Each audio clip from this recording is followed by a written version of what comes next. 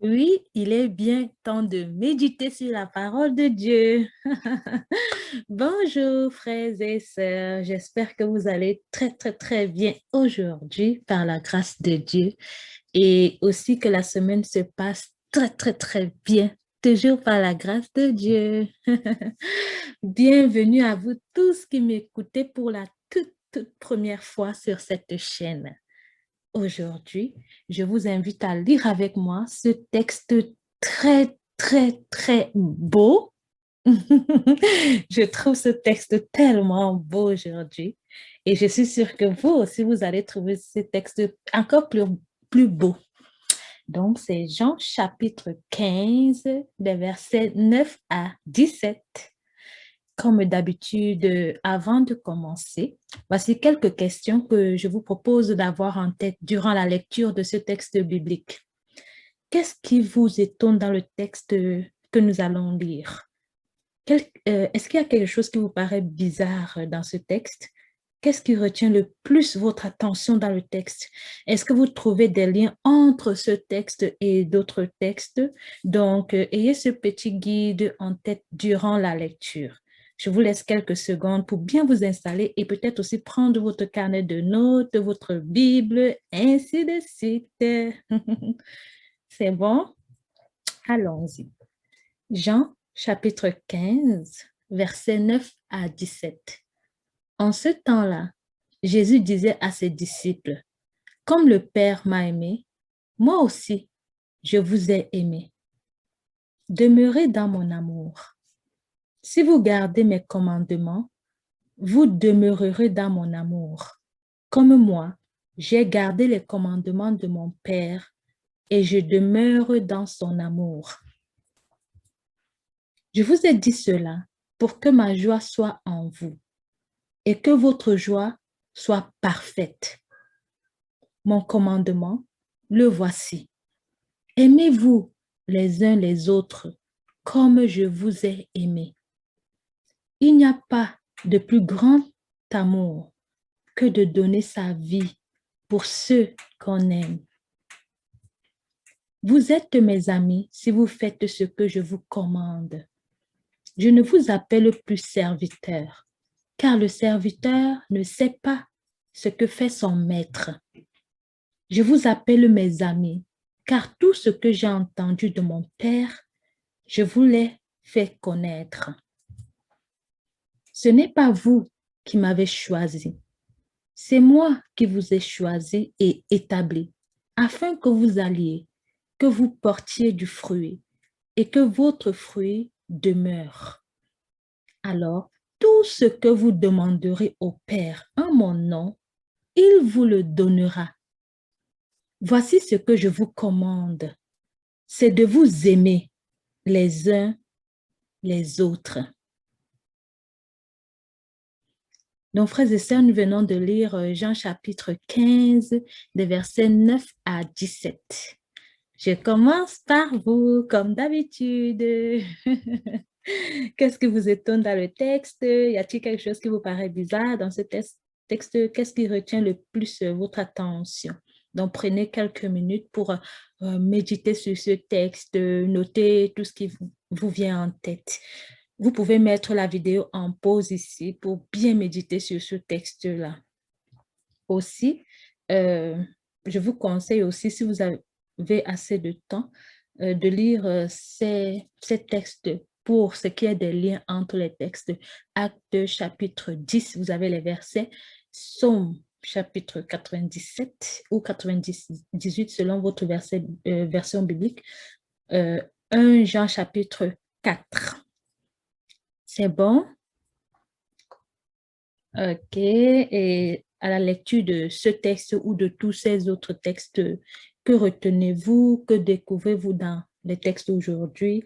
Y a-t-il des mots, des phrases dans ce texte ou dans ces textes qui ont un lien avec ce que vous vivez actuellement? Parfait. Ok, maintenant, c'est de mon côté. De mon côté, euh, je me suis arrêtée au verset 9 de Jean chapitre 15.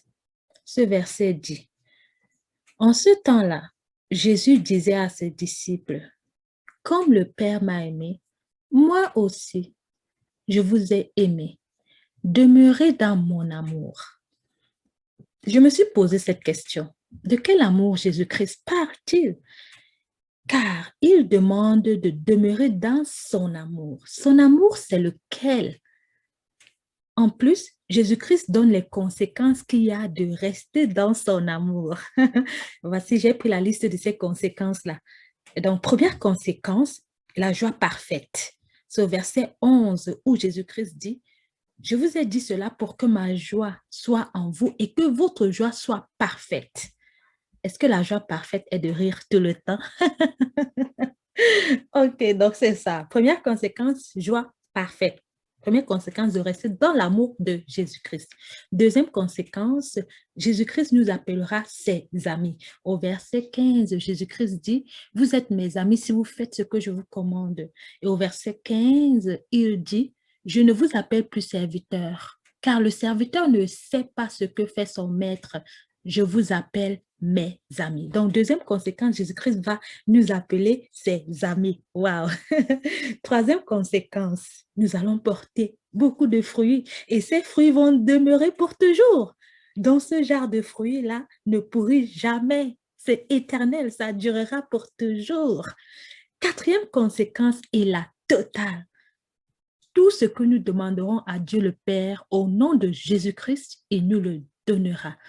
Nous lisons ces deux dernières conséquences au verset 16 où Jésus-Christ dit, ce n'est pas vous qui m'avez choisi, c'est moi qui vous ai choisi et établi afin que vous alliez, que vous portez du fruit et que votre fruit demeure. Alors, tout ce que vous demanderez au Père en mon nom, il vous le donnera. Waouh, ces conséquences sont tellement belles. Qui n'aimerait pas avoir ce genre de conséquences-là? Vous? Ok. Maintenant, la question qui demeure est de quel amour donc Jésus-Christ parle-t-il quand il demande de demeurer dans son amour pour avoir toutes ces conséquences-là? Concrètement, pratico-pratique, que faire pour demeurer dans l'amour de Jésus-Christ? Car il m'a choisi, il t'a choisi, il vous a choisi pour demeurer dans cet amour-là. Au verset 10, Jésus-Christ dit, si vous gardez mes commandements, vous demeurerez dans mon amour. Aha. Donc, si je garde les commandements du Seigneur Jésus-Christ, je vais demeurer dans son amour. Oui, donc demeurer dans l'amour de Jésus-Christ, c'est de garder ses commandements. Maintenant, la question est, quels sont les commandements de Jésus-Christ pour demeurer dans son amour? Au verset 12, Jésus-Christ dit, mon commandement, le voici. Aimez-vous les uns les autres comme je vous ai aimé. Et au verset 17, nous lisons le grand verdict du Seigneur Jésus-Christ. Le Seigneur Jésus-Christ dit, voici ce que je vous commande, c'est de vous aimer les uns les autres. Waouh, c'est trop beau, n'est-ce pas? C'est comme si Jésus-Christ me dit aujourd'hui que pour avoir la joie parfaite, aime les autres. Pour porter du fruit et que ces fruits demeurent pour toujours, aime les autres. Pour que Dieu le Père réponde à tes prières, aime les autres. Aime les autres, aime les autres, aime les autres, aime les autres. Waouh! On peut faire une belle chanson avec ça. C'est tellement beau. Maintenant, que faire jour après jour pour aimer comme le Seigneur Jésus-Christ me le demande? C'est ça ma question finale. Et aussi, comment moi, jour après jour, concrètement, je sais que je suis en train d'aimer et je suis en train de demeurer dans l'amour de Jésus-Christ. Pour ce qui est des liens, dans Actes chapitre 10, versets 34 et 35, il est écrit, alors Pierre prit la parole et dit, en vérité, je le comprends. Dieu est impartial.